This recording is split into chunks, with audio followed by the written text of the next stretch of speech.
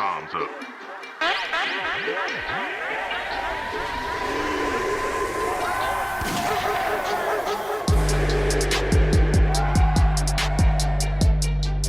Get your comms up. The Panther COMMS podcast with Timmy VO. Good morning, Panther fans. Timmy VO here with the Panther COMMS podcast, Monday in the Box. This is the Atlanta Part 2 edition.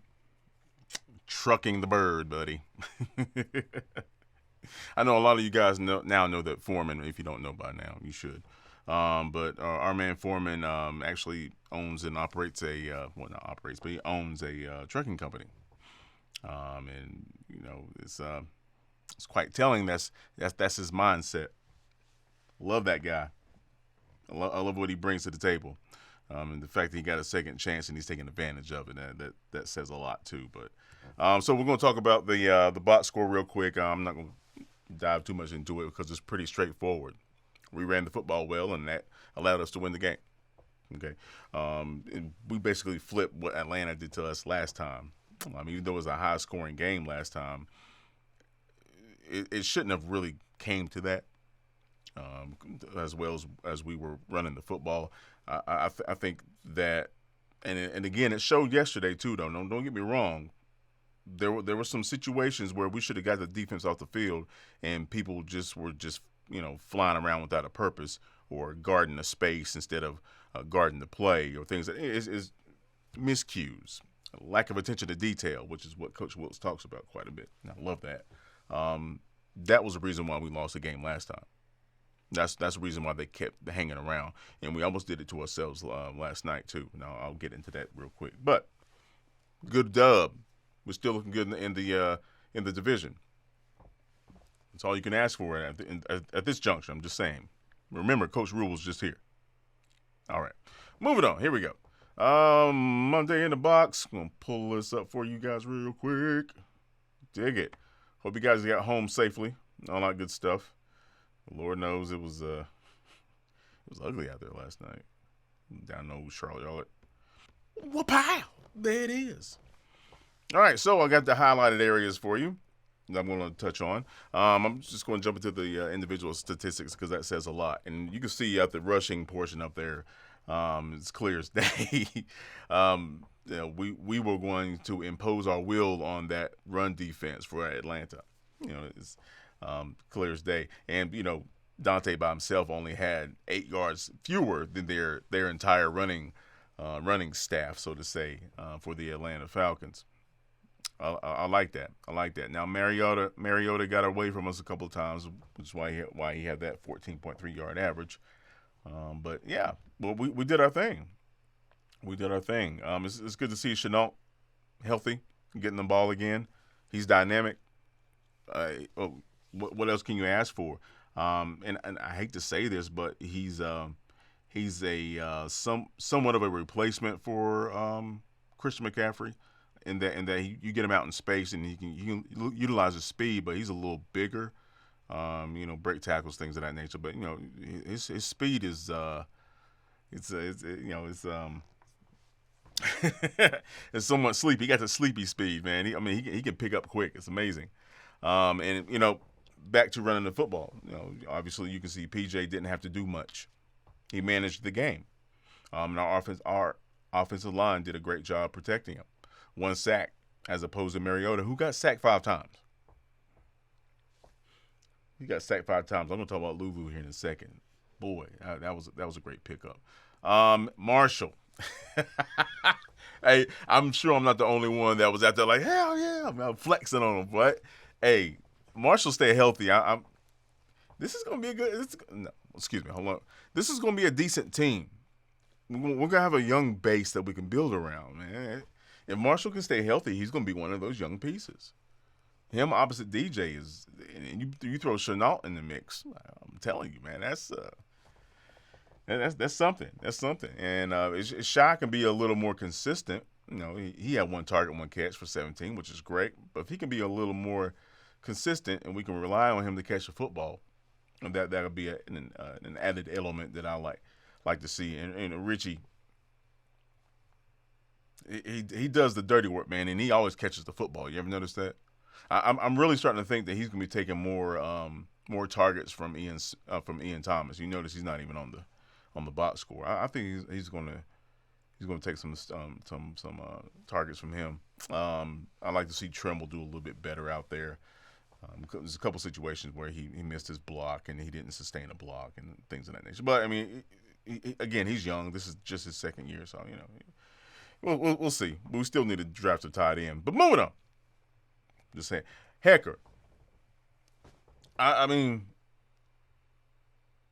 this game was a lot closer than it needed to be. And I'll expand on that in just a second. But this game was a lot closer than it needed to be. And Hecker made sure that it didn't get any closer than that. I'm just saying. Now their punter put us inside the 20 twice, but so did Hecker. And he's been a very stable spot on our special teams, and I love that we picked him up. Y'all gonna stop talking shit about Fitterer. Anyway, third down efficiency. We won the third down efficiency game. 6 out of 15. That might be the highest percentage we had all year. That is excellent, especially going up against a division opponent, somebody who knows what you do. That's pretty damn good. 6 out of 15. That's pretty good. Let's see. So I'm scrolling down here real quick. These are key elements of the game, folks, and it means a lot. It means a lot. Now here we go. 10 penalties, ladies and gentlemen. We had 10 penalties. Almost 100 yards in penalties yesterday. They only had 4. Like I said, that game shouldn't have been as close as it was.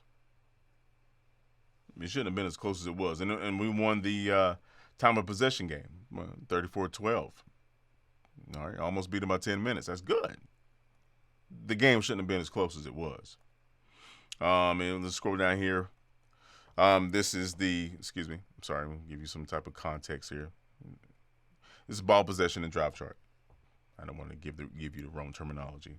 Ball possession and drive chart. So, and you see the highlighted areas, man. And again, this game should not have been as close as it was. Our very first possession, 10 plays. We only got 41 yards, but we had a good momentum going. We only had 3 first downs. And, the drive stalled, obviously, and we got a field goal. I'll take that. Second possession, 15 plays, 61 yards. That penalty came at a very crucial time, and we wound up punting the ball. The game shouldn't have been as close as it was. And then we get the ball to Chenault. Boom, touchdown. Then we have our second possession, 7 plays. All right, 14 yards, and we got a field goal. And that was off of off that pick, of course. And then our next possession, man. And this was shucks. We got this at the beginning of the half, right? 3 plays, 6 yards. Minus 12 yards in penalties, folks. We obtained a negative 6 yards and punted the ball.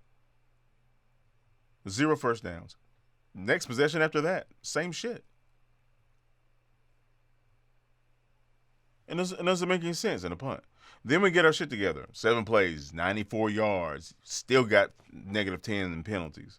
But we got a touchdown. Next possession, 11 plays, 54 yards. 4 first downs. We only get a field goal, though. You know what I'm saying? These drives have got to pan out into touchdowns. And the last one, it's just, it is what it is. But we should have got a touchdown out of that too. But the thing I wanted you guys to look at here is the penalties. The freaking penalties on offense, mind you. It's ridiculous. Killing drives, man. That second drive should have been the beginning of the dagger inserted in the back of the Atlanta Falcons. But instead, we get a penalty at an untimely time, I should say, and we had to punt the football. We was on the Atlanta 35. It's ridiculous. Punt, penalty, punt, penalty, touchdown, penalties, field goal. You take away those penalties and those drives, I would really like to see what would happen, considering that it only took 2 plays to score a touchdown a few drives earlier. I mean, we have big players. We have them. Terrence Marshall almost got into the end zone too. I mean, we got big time players. We need to stop shooting ourselves in the foot, Brady Christensen. We need to stop shooting ourselves in the foot. Time of possession. We dominated the second. We dominated the fourth. That's how you win football games, folks. It was pretty even in the first, and like I mentioned, it should not have been as close as it was. Right now, I normally don't go to defensive individual statistics, but Louvu, bro, God, imagine if we could go back to a 4-3. If we put a, like I mentioned this on Twitter, if we just had a low anchor, head hunting, A gap stuffing middle linebacker, Mike linebacker, man, you put Louvu on one side and maybe Shaq or somebody else on the other. you put another hog molly down there next to Big Derek, who is balling out right now, and you see his numbers. You put somebody like that next to Derek. I mean, actually, Ioannidis is a great addition to Derek, man. I would really like to see a 4-3 with a decent Mike linebacker and run that good old was it that Chicago style defense that they had when they had Peanut and Urlacher. I mean that. Well, Tampa 2, I believe that's what they call it. I would like to see that. Get an athletic, quick, agile middle linebacker that is heavy enough to hold up a guard or hold up a center reaching, able to stop that momentum and disengage and make a play in their assignment. I would really like to see that, because a 4-3 defense with what we got, it will be amazing, especially since we still got Chen.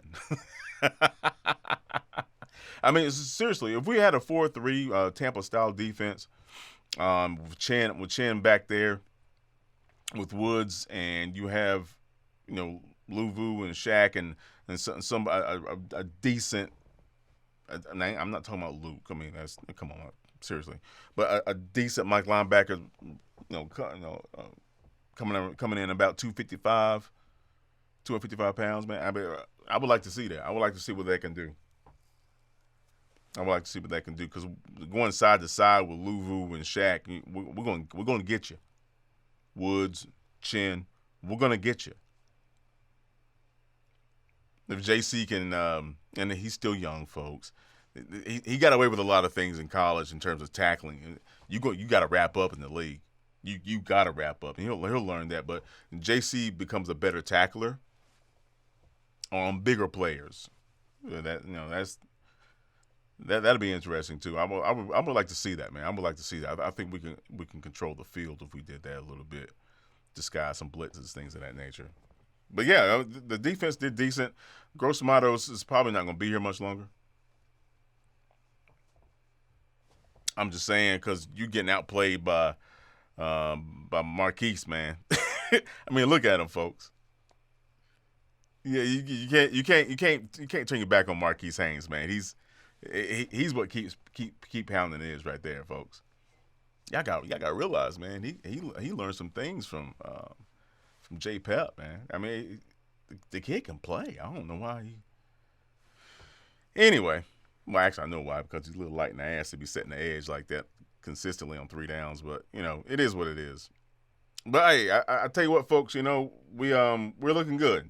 We're looking good on a short turnaround, short week division opponent that already beat us, and we should have beat them by more than we did.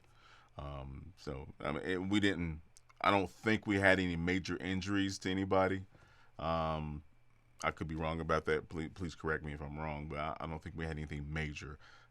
And we have an extended time period to recoup and reorganize before we go to our next opponent. So this was a good win. And big shout out to all you Panther fans that went down to Charlotte last night and showed up to old B of A. This was a good win right here, folks. This was a really good win. So, hey, enjoy this. Enjoy this. I hope they keep Wilkes around. I see good things coming from this running game. Chuba showed some good stuff, man. And that rookie from VTech showing some good stuff. It is what it is. We run the football. We don't necessarily have to rely on PJ, but PJ still does his thing because he was dropping dimes last night. We'll be okay, but we have got to run the football. We got to run the football. I've been saying that since day one. We got to run the football. Everything expounds on that on offense, especially when you have a brand new OC and you're basically your fourth string quarterback or whatever. You got to run the football because you got to make the OC comfortable. Being able to move the football either side, up the middle, whatever. That really does open up the playbook. So, and McAdoo showed that in the fourth quarter how we maintained time of possession the way we did. That's good. That's good. So, hey, subscribe if you don't mind. I appreciate you guys. I'm not trying to do this for monetary means. I just want to have some fun. Yeah, real talk. But if we want to talk about money, we can. I am a businessman. Hey, y'all enjoy your week, man. Enjoy your weekend for that matter. And as always, I'll keep pounding. Righto. Yeah, getting that dub. Run up on a bird. Excuse me. You Atlanta.